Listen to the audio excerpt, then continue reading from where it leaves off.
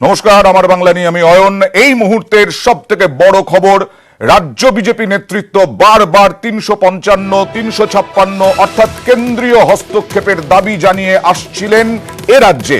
আজকে বৈঠকে জানা যাচ্ছে অমিত শাহ স্পষ্ট জানিয়ে দিয়েছেন রাজ্যে কেন্দ্রের হস্তক্ষেপ করা যাবে না। কথা বলবো আমাদের প্রতিনিধি অরূপ দত্ত। কি বার্তা দিলেন অমিত শাহ বিজেপি নেতৃত্বকে রাজ্যের?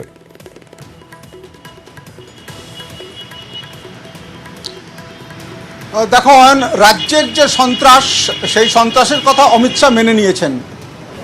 রাজ্যের কোনায় কোনায় যে বিজেপি কর্মীরা প্রতিদিন তৃণমূলের হাতে আক্রান্ত হচ্ছেন, খুন হচ্ছেন, সেই ঘটনা নিশ্চিতভাবেই একটা শুধু সহানুভূতির বিষয় নয়, সেটা অত্যন্ত উদ্বেগের কথা। একথা যেমন তিনি বলেছেন, তেমনি একই সঙ্গে তিনি এটাও খুব দ্ব্যর্থহীন ভাষায় বুঝিয়ে দিতে চেয়েছেন যে গণতান্ত্রিকভাবে লড়াই করেই এই সরকারকে সরাতে হবে এবং সেখানে অগণতান্ত্রিক পদ্ধতিতে কোনো সরকারকে ফেলে দেওয়া, বিশেষ করে যে সরকার একটা বড় ম্যান্ডেট নিয়ে এসেছে, যে সরকার মাত্র 1 বছর হয়েছে একটা বিশাল ম্যান্ডেট নিয়ে যারা ক্ষমতায় এসেছে, সেই সরকারকে এভাবে অগণতান্ত্রিক পদ্ধতিতে সরিয়ে দেওয়া যায় না, বা বিজেপি কখনো এই অগণতান্ত্রিক নীতির প্রতি আস্থাশীল নয়।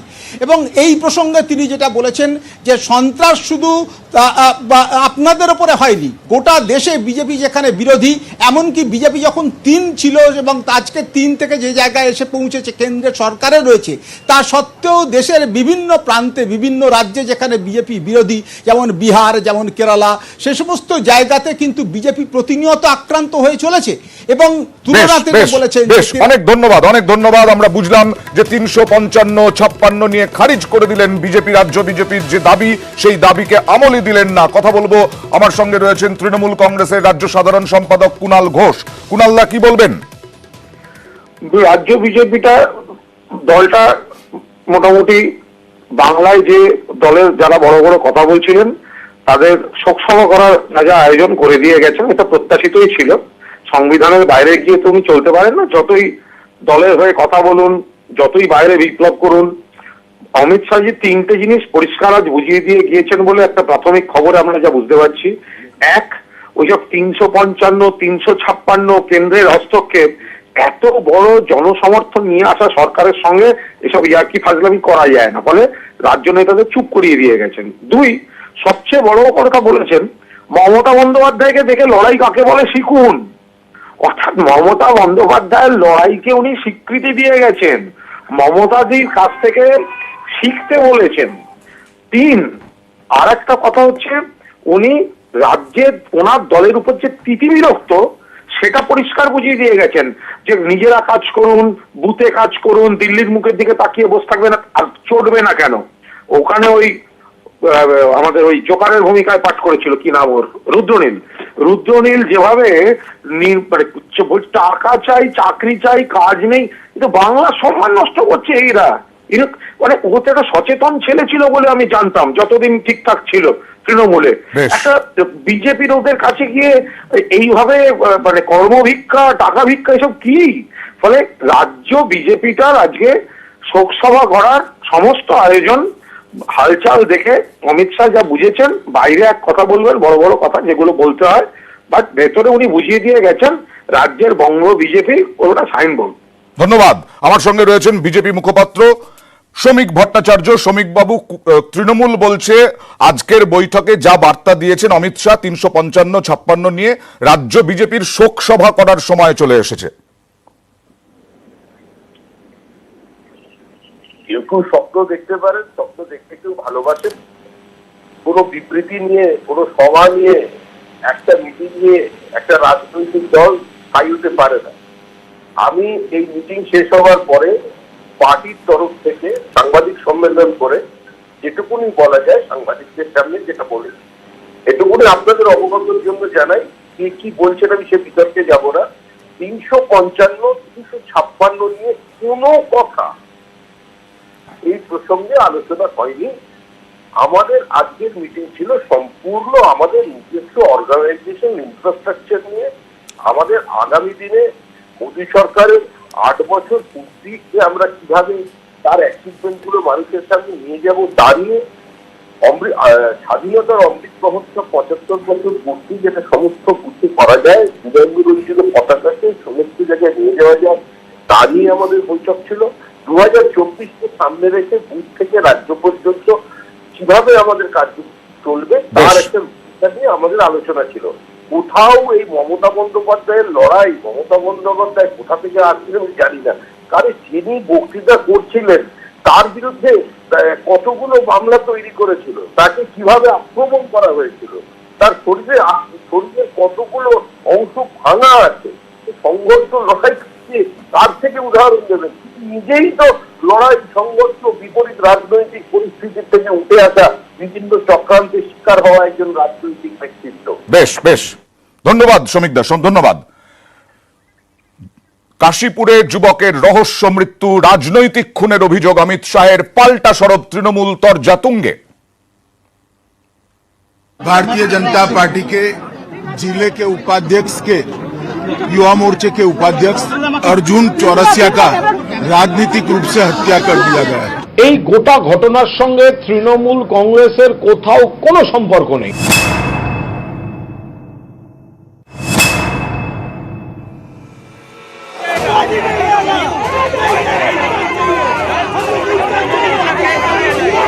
কাশীপুরে অর্জুন চৌরাসিয়ার ঝুলন্ত দেহ উদ্ধার। শুক্রবারের ঘটনায় কাশীপুর উত্তাল।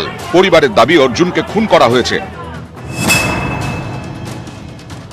নিজে দিয়ে করবে না, নিচে পা জুতো পড়ে আছে, পা পড়ে আছে, হাত পড়ে আছে। আমরা চাই যদি কিছু করেছে তার বিচার চাই।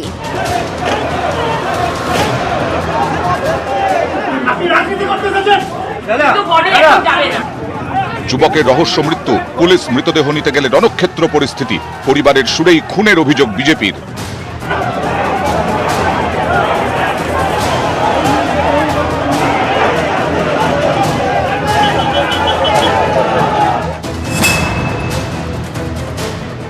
এটা মার্ডার আছে, এটা একদম কোল্ড ব্লাডেড মার্ডার, এই খুন তৃণমূল করেছে।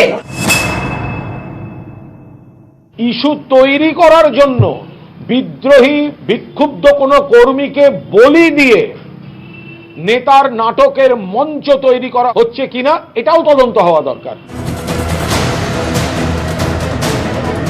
বঙ্গে শাহ, তার সফরের মাঝেই কাশীপুরে যুবকের রহস্য মৃত্যু, জানিয়ে তরজা একেবারে তুঙ্গে।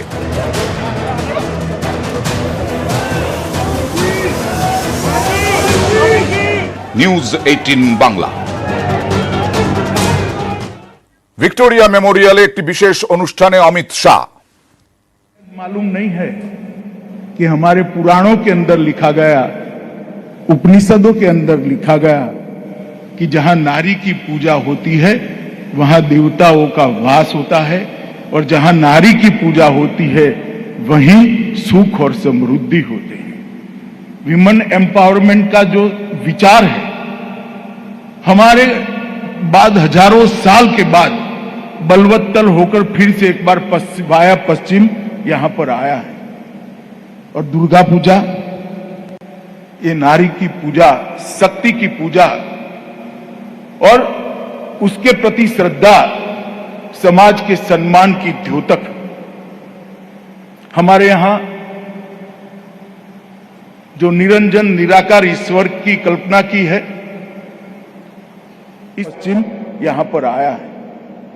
और दुर्गा पूजा, ये नारी की पूजा, शक्ति की पूजा और उसके प्रति श्रद्धा, समाज के सम्मान की द्योतक। हमारे यहां जो निरंजन निराकार ईश्वर की कल्पना की है, इसमें संसार के संचालन के लिए परम शक्तिमान को 4 हिस्सों में बांटा है, ब्रह्मा, विष्णु, महेश और शक्ति। सृजन, उसका संचालन, विनाश और संतुलन। ब्रह्मा, विष्णु, महेश, इसके पर सृजन, संचालन और विनाश की जिम्मेदारी है।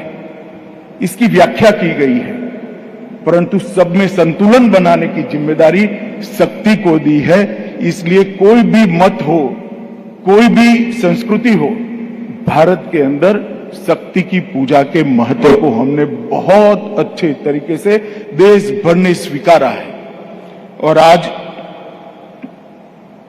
मुझे ये बात का आनंद है, अब भारत में यूनेस्को की अमूर्त सांस्कृतिक विरासत की संख्या दुर्गा पूजा के सम्मिलित होने से 14 हो गई है।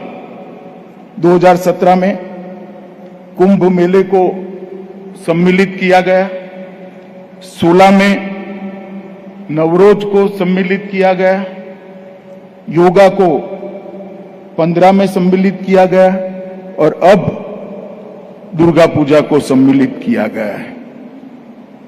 मुक्ति मातृका का ये कार्यक्रम सभी दृष्टि से दुर्गा पूजा को समर्पित था।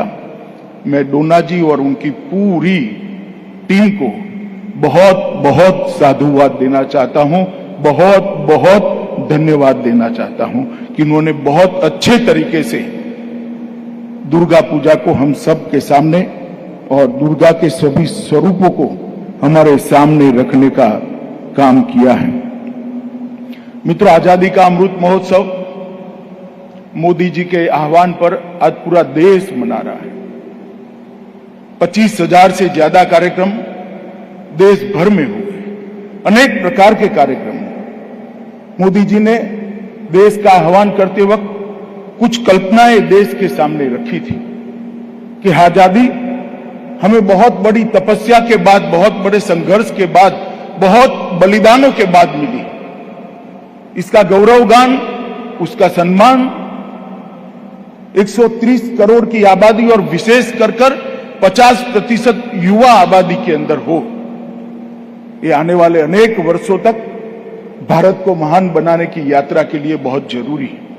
इसीलिए उन्होंने 3 हिस्सों में आजादी के अमृत महोत्सव को मनाने का निर्णय किया। एक 1857 से लेकर 1947 तक 90 साल लंबे चले हमारे स्वतंत्रता संग्राम को आज की पीढ़ी के जहन के अंदर फिर से एक बार इसको स्थान दिलाना, उनके ध्यान में लाना कितने कितने बलिदान और कितने कितने त्याग के बाद हम आज मुक्त गगन के नीचे आजादी की सांस ले रहे हैं। और उसके माध्यम से उनके मन के अंदर देशभक्ति का एक अंकुर फिर से जगाने का एक प्रयास करना। दूसरा, 75 साल की यात्रा में भारत ने हर एक क्षेत्र के अंदर अनेक प्रकार की सिद्धियों को प्राप्त किया है, चाहे वो शिक्षा का क्षेत्र हो, चाहे अंतरिक्ष का क्षेत्र हो, चाहे रक्षा का क्षेत्र हो, चाहे कला का क्षेत्र हो, चाहे अर्थ जगत की बात हो। अनेक क्षेत्रों के अंदर हमारी साझी प्रयास के कारण, सामूहिक प्रयास के कारण बहुत सारी उपलब्धियां हमने प्राप्त की हैं। वो उपलब्धियों को भी युवा पीढ़ी के सामने रखना, उपलब्धियों पर गौरव करना और आने वाले सपनों को गढ़ने का उनको मार्गदर्शन करना, ये उद्देश्य रखा है। और तीसरा उद्देश्य रखा है कि 75 साल जब हम मना रहे हैं, तब देश की आजादी को जब 100 साल होंगे, तब देश विश्व के अंदर सबसे महत्वपूर्ण स्थान को प्राप्त कर हर क्षेत्र के अंदर विश्व के अंदर सर्वोच्च स्थान पर जाए, ऐसे लक्ष्यों को तय करना और 25 साल के प्रचंड पुरुषार्थ से, सामूहिक पुरुषार्थ से, 130 करोड़ लोगों के सामूहिक संकल्प से भारत को जब 2047 का साल आए, तब दुनिया में सर्वोच्च स्थान पर देखने का हमारे आजादी के स्वतंत्रता सेनानियों के स्वप्न को पूर्ण करना। ये 3 उद्देश्यों से आजादी का अमृत महोत्सव मना रहे हैं। और मोदी जी ने 75 साल से 100 साल की ये यात्रा को आजादी का अमृत काल एक संकल्प लेना और संकल्प की सिद्धि के लिए पुरुषार्थ करना। এই মুহূর্তে আপনাদের সামনে দেখাবো নিউজ 18 বাংলার খবরের জের। শিলিগুড়ির শাহু নদীর চর চুরি রুখতে সক্রিয় পুলিশ। এবং আমরাই দেখিয়েছিলাম এই শাহু নদীতে নদীর গতিপথ পরিবর্তনের জন্য সেতু তৈরি করেছিল জমি মাফিয়া, এবং তারপরে ছিল কংক্রিটের বাঁধ। সেই কংক্রিটের বাঁধ ভাঙা হলো আজকে। কথা বলবো, আমার সঙ্গে রয়েছেন আমাদের প্রতিনিধি পার্থ প্রতিম সরকার। পার্থ, কি হলো আজকে?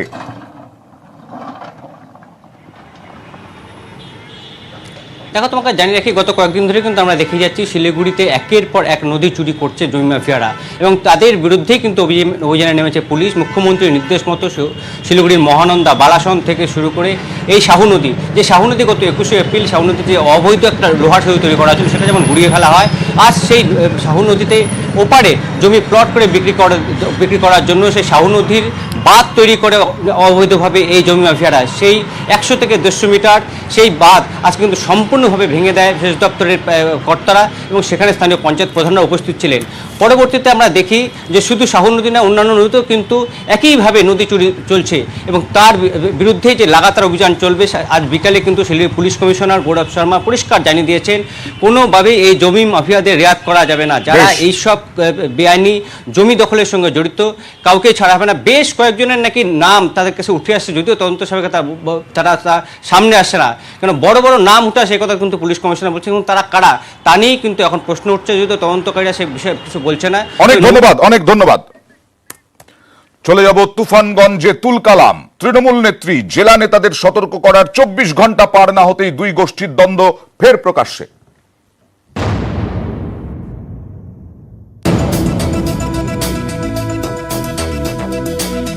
পার্থপ্রতিম রায় বনাম রবীন্দ্রনাথ ঘোষ। কোচবিহারের দুই তৃণমূল নেতার অনুগামীদের মধ্যে কোন্দল বারবার প্রকাশ্যে এসেছে। গোষ্ঠীদ্বন্দ্বের অভিযোগে নাম জড়িয়েছে উদয়ন গুহরও। এ নিয়ে বৃহস্পতিবার সতর্ক করে দেন তৃণমূল নেত্রী মমতা বন্দ্যোপাধ্যায়। এর 24 ঘন্টার মধ্যেই তুফানগঞ্জে তুলকালাম, ফের তৃণমূলের দুই গোষ্ঠীর দ্বন্দ্ব প্রকাশ্যে। রবীন্দ্রনাথ ঘনিষ্ঠ মুজিবুর রহমানের বাড়িতে বৃহস্পতিবার রাতে বোমাবাজি হয় বলে অভিযোগ। একদল দুষ্কৃতী আমাদের বাড়িতে হামলা করে। কোন দল করেন? এরা দেউছড়া অঞ্চল বর্তমান যে সভাপতির নাম ঘোষণা করছে ফারুক মন্ডল, এরা এর নেতৃত্বে দলটা করে। রবীন্দ্রনাথ ঘোষের নেতৃত্বে আমি এই এলাকায় নেতৃত্ব দিই, যার জন্য আমার বাড়িতে ওরা আক্রমণটা করেছে। দেওচড়াইয়ে তৃণমূল অঞ্চল সভাপতি ছিলেন মুজিবুর রহমান। তিনি রবীন্দ্রনাথ ঘোষ ঘনিষ্ঠ বলে পরিচিত। এই পদ নিয়ে শুরু হয় গোলমাল। পরে অঞ্চল সভাপতির দায়িত্ব দেওয়া হয় পার্থপ্রতিম রায়ের ঘনিষ্ঠ বলে পরিচিত ফারুক মন্ডলকে। অভিযোগ, এর পরেই মুজিবুরের বাড়িতে এই হামলা। গোটা দেওচড়াই এলাকা জুড়ে কালকে থেকে আজকে পর্যন্ত এবং আগামী দিনেও শান্তি থাকবে, কারণ সকলেই তৃণমূল কংগ্রেস কর্মী। আমরা মমতা ব্যানার্জির আদর্শে দল করি, কোথাও কোনো বিশৃঙ্খলা হয়নি। যারা অভিযোগ করেছে ভিত্তিহীন অভিযোগ, আর যদি এরকম অভিযোগ থাকে তা প্রশাসন যথাযথ ব্যবস্থা নেবে। কোচবিহারেরই দিনহাটাতেও অশান্তি। তৃণমূলের অঞ্চল সভাপতির বাড়িতে হামলা। ভেটাগুড়িতে অনন্ত কুমার বর্মনের বাড়িতে বোমাবাজি করা হয় বলে অভিযোগ। কোচবিহার থেকে প্রবীর কুণ্ডু, নিউজ 18 বাংলা। প্রেমে বহরমপুরে খুন, আর এবার দক্ষিণ দিনাজপুরে প্রেমে গুলি। অভিযোগ, প্রেমের সম্পর্কে টানাপোড়েনের জেরে প্রেমিকাকে লক্ষ্য করে গুলি চালিয়ে দিল প্রেমিক।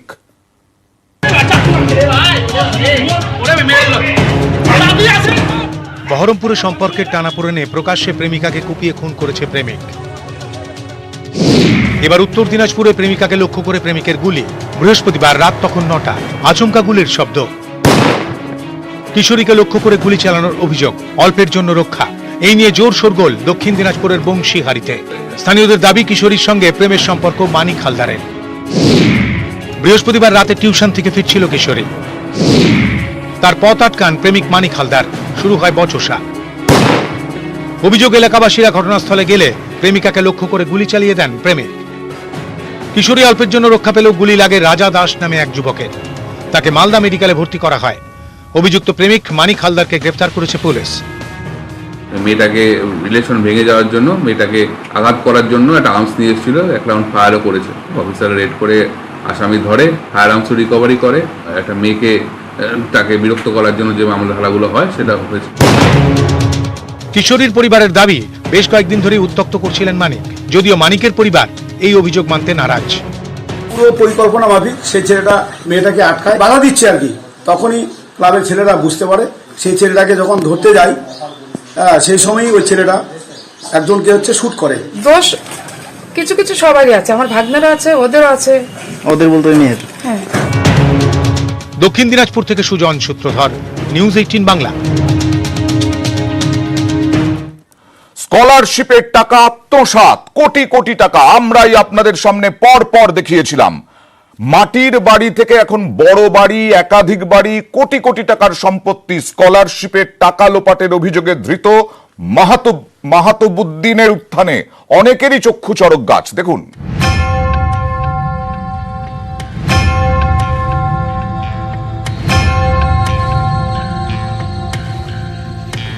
উত্তর দিনাজপুরের করণদিঘির সাবধান এলাকার বাসিন্দাদের দাবি 4 বছর আগেও মাটির বাড়িতে থাকত মাহাতাবুদ্দিন।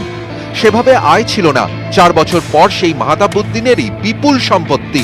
এতে তাজ্জব স্থানীয়রা। তাদের দাবি, মাহাতাবুদ্দিনের বেশ কয়েকটি বাড়ি এবং জমি রয়েছে, 4টি ব্যাংক অ্যাকাউন্ট রয়েছে। এখন কোটি কোটি টাকার সম্পত্তির মালিক মাহাতাবুদ্দিন। 2015 সালের আগে ওনার কিছুই ছিল না। ও আমার ভাইয়ের দোকানে কম্পিউটারের কাজ শিখতো। এখন দেখছি 2-2খানা মার্কেট করেছে, এখন কোটি কোটি টাকার মালিক। মাতাবুদ্দিন এই 5-6 বছর আগে দিন খাটতো দিন খেত। সে এই যে স্কলারশিপ, মাইনরিটি স্কলারশিপ, BCW স্কলারশিপের টাকা চুরি করে আজকে সে কোটি কোটি টাকার মালিক হয়েছে। যার বাড়িও কোটি কোটি টাকা দিয়ে তৈরি করেছে, তার এসি গাড়ি আছে। পুলিশ সূত্রে খবর, মাহাতাবুদ্দিনের 4টি ব্যাংক অ্যাকাউন্ট ছাড়াও আরো কয়েকটি অ্যাকাউন্টের হদিশ পাওয়া গিয়েছে।